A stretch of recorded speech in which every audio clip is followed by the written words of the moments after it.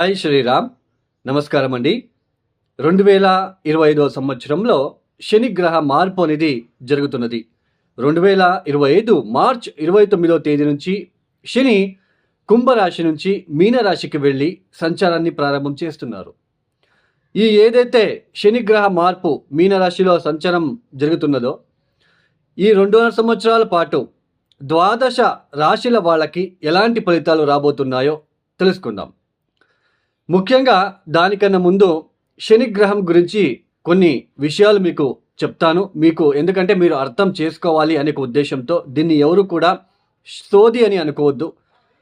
ఇక్కడ ముఖ్యంగా మన జన్మ జాతకంలో శని ఏ స్థానాల్లో ఉన్నాడు, ఎలాంటి సిచ్యుయేషన్లో ఉన్నాడో తెలుసుకోవాలి.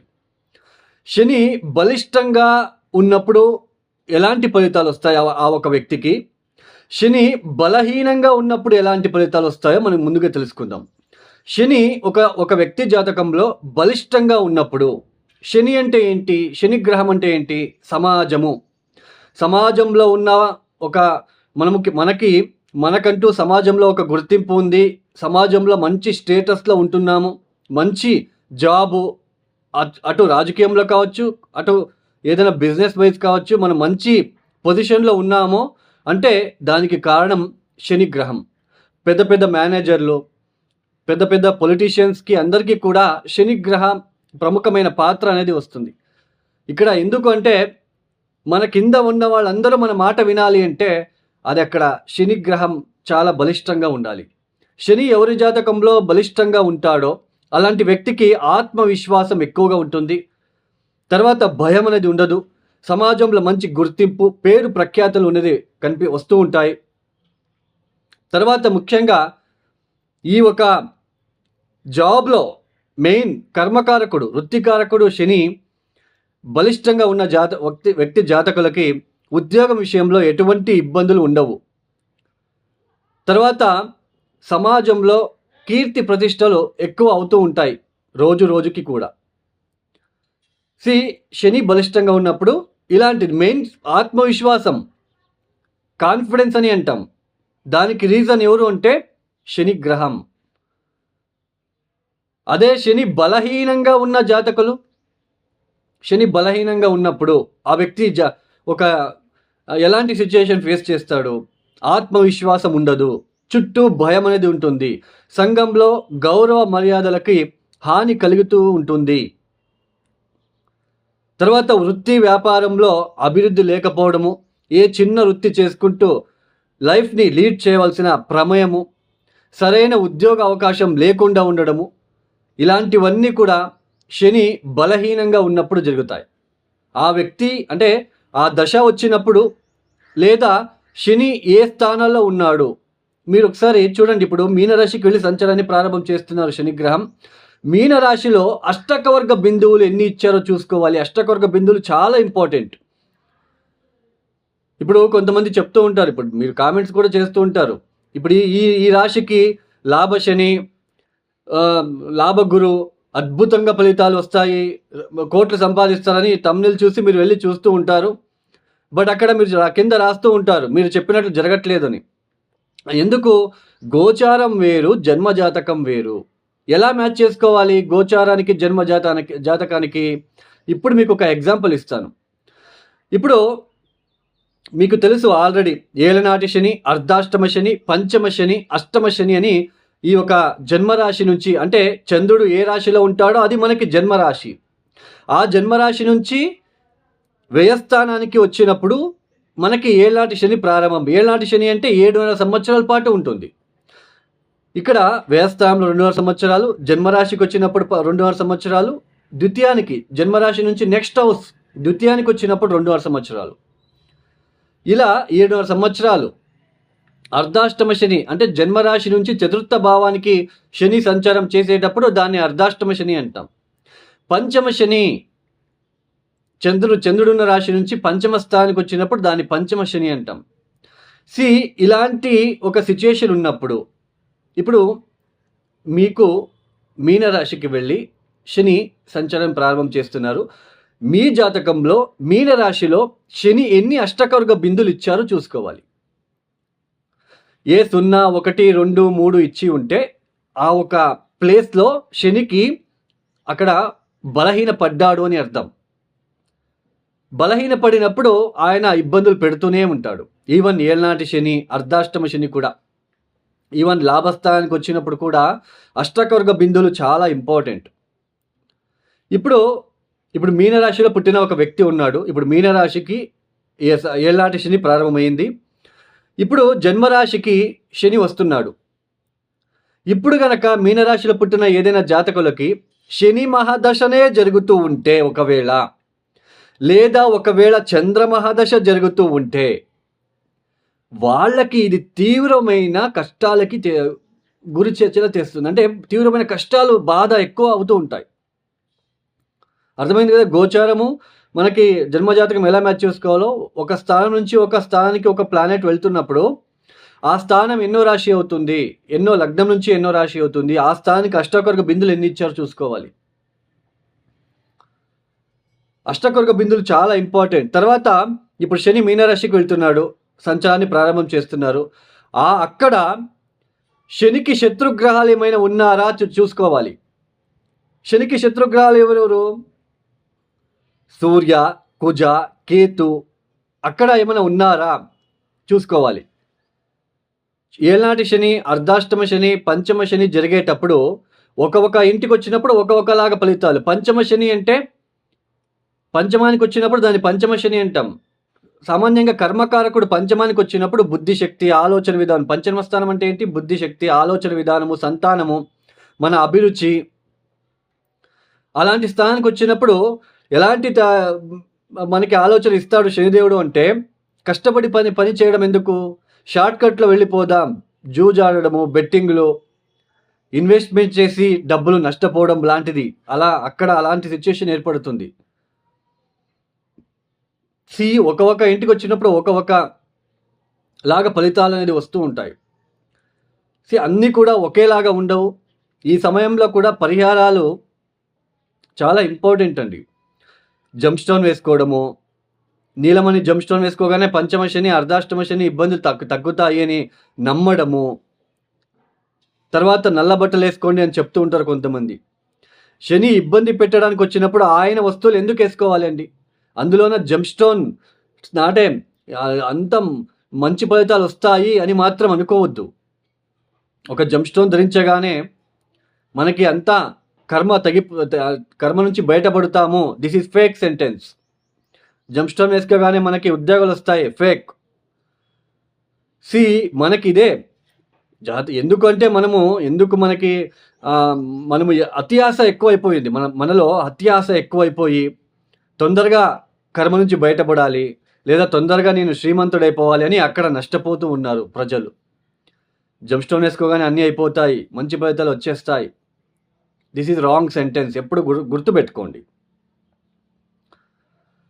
మన కర్మానుసారంగా మనకి ఏదైనా దశాభుక్తి జరుగుతున్నప్పుడు మనమే కష్టపడి వేల కొద్ది చిన్న చిన్న పరిహారాలు ఉన్నాయండి, వాటిని చేసుకుంటూ వెళ్ళాలి. అప్పుడే దాని నుంచి బయటపడతాం. సరే, ద్వాదశ రాశుల వాళ్ళకి ఎలా ఉంటుంది, ఎలాంటి ఫలితాలు వస్తాయో మనము ఒక్కొక్కటే ఇండివిజువల్గా తెలుసుకుంటూ వెళ్తాం. ఇక తదుపరి రాశి వృశ్చిక రాశి.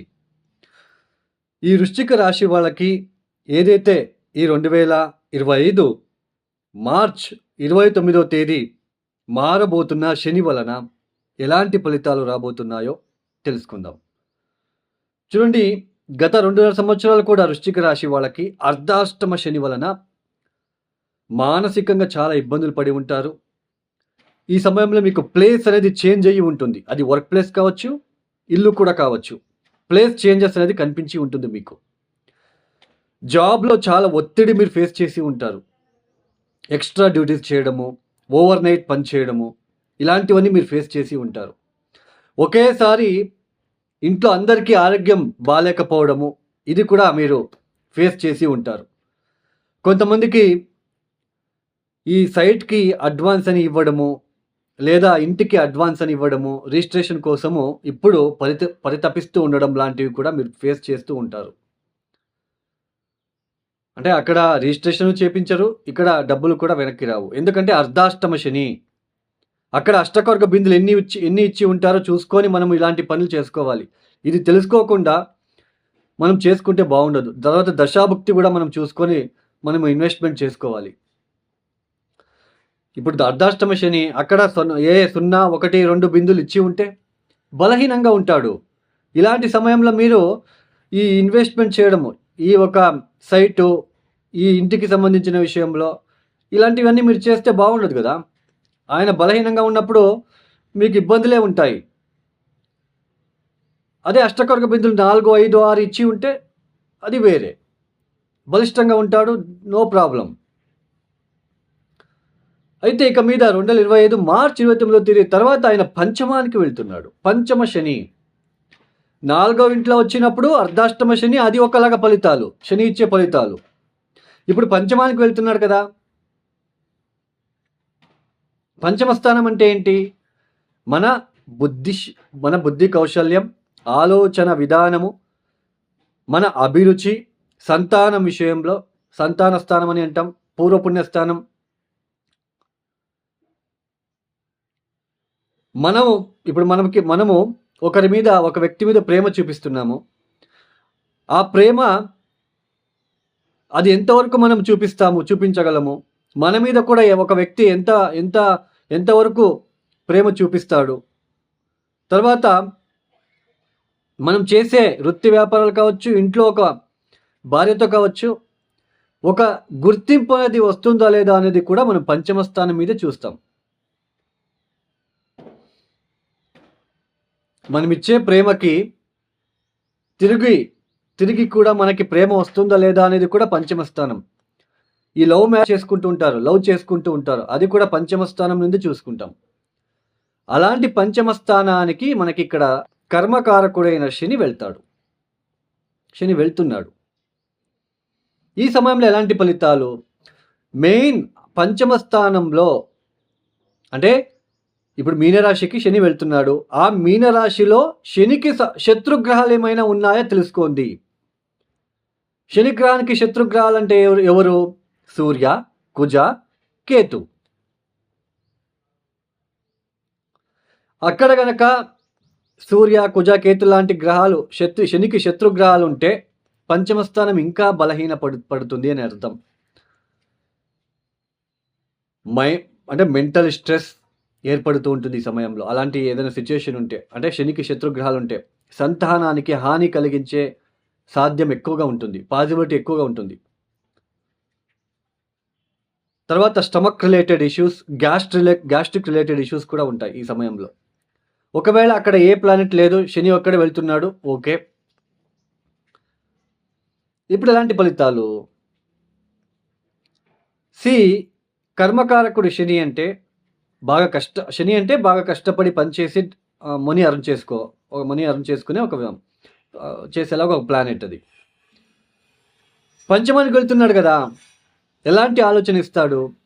ఎంత కష్టపడినా నెలకి 25,000 సంపాదిస్తున్నాను, షార్ట్ కట్లో ఏదైనా మనీ అర్న్ చేసే పాసిబిలిటీ ఉందా? ఏదైనా ఇన్వెస్ట్మెంట్, షేర్ మార్కెట్ కావచ్చు. ఎవరో ఫ్రెండ్ చెప్తాడు, ఫ్రీలాన్సర్గా ఒక చిన్న బిజినెస్ ఉంది, దాంట్లో హై సక్సెస్ అవ్వచ్చు అని. అలాంటి ఇన్వెస్ట్మెంట్ చేయడము. ఎవరో చెప్తారు, గవర్నమెంట్ జాబ్ ఉందండి, ఇంత అమౌంట్ అని ఇచ్చేస్తే మీకు గవర్నమెంట్ జాబ్ ఇప్పిస్తానని. అలాంటి వాళ్ళకి అమౌంట్ కట్టడము. అంటే షార్ట్ కట్లో ఏదో ఒకటి బాగా డబ్బు రావాలి, జూజ్ ఆడడము, బెట్టింగ్లు. ఆకస్మిక ధన నష్టం ఈ సమయంలో ఉంటుంది. చాలా జాగ్రత్తగా ఉండాలి మీరు. పంచమ శని అంటే అంత ఈజీ కాదు.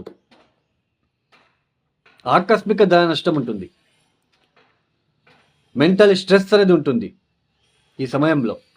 సంతానం విషయంలో ఇబ్బందులు. చాలా జాగ్రత్తగా మీ డబ్బుని మీరు సేవ్ చేసుకుంటూ వెళ్ళాలి. ఇన్వెస్ట్మెంట్లు ఇవన్నీ కూడా అష్టకొర్గ బిందులు చూసుకోండి. 0, 1, 2 ఉంటే హై పాసిబిలిటీ ఉంటుంది నష్టపోవడానికి. There is high chances in cheating అవ్వడానికి ఛాన్సెస్ ఉంటుంది ఈ సమయంలో. అంటే ఇదే ఇప్పుడు ఇన్వెస్ట్మెంట్ చేయడము, డబ్బులు నమ్మి మోసపోవడం, ఇలాంటివన్నీ ఉంటాయి. అదే 4, 5, 6, 7 అష్టకొర్గ బిందులు ఉంటే ఎవరైనా వచ్చి అలా చెప్పినా మనకెందుకు లేబ్బా, మనకున్నది చాలు అనుకొని వెళ్ళిపోతారు. ఇది అండి. సో ఈ సమయంలో ఖచ్చితంగా కాలభైరవేశ్వర దర్శనము, కాలభైరవేశ్వరుడికి నిత్యం కూడా ఎర్ర పువ్వులతో ఆయనకు పూజించుకోవడము, కాలభైరవేశ్వర గాయత్రి మంత్రం చదువుకోవడము, శనివారం పూట నల్ల నువ్వులతో చేసిన తీపి పదార్థాలని ఆవులకి తినిపించడము, రోడ్ సైడ్ ఆకలితో ఉన్న ఆవులకి తినిపించండి. రోడ్ సైడ్ ఆకలితో ఉన్న ఆవులకి మాత్రమే తినిపించండి. పాజిటివ్ ఎఫెక్ట్ వస్తుంది. శనివారం కాకులకి బిస్కెట్స్ లాంటివి వేయడము, శనివారం బూడిద గుమ్మడికాయ దీపాన్ని కాలభైరవేశ్వర టెంపుల్లో పెట్టి రావడం చేసుకోండి. చాలా జాగ్రత్తగా మీరు ఈ సమయం ఉండాలి. ఈ సంవత్సరంలో గురుబలం ఉండదు, పంచమ శని, చాలా జాగ్రత్తగా ఉండాలి వృశ్చిక రాశి వాళ్ళు.